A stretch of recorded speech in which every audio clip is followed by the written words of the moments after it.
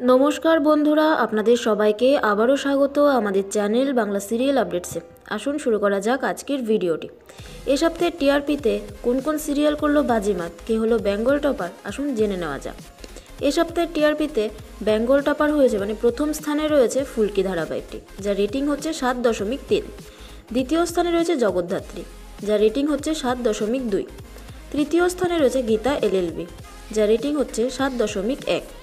চতুর্থ স্থানে রয়েছে কোন গোপনে মন বেসেছে, যার রেটিং হচ্ছে 7.0।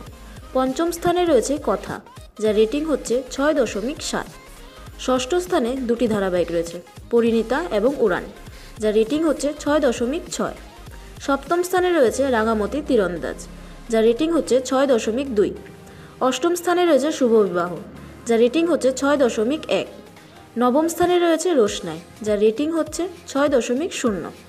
দশম স্থানে রয়েছে দুটি ধারাবাহিক, আনন্দী এবং অনুরাগের ছোঁয়া, যার রেটিং হচ্ছে 5.9। তো বন্ধুরা, এই ধারাবাহিকগুলো সেরা 10-এ জায়গা করে নিয়েছে টিআরপিতে।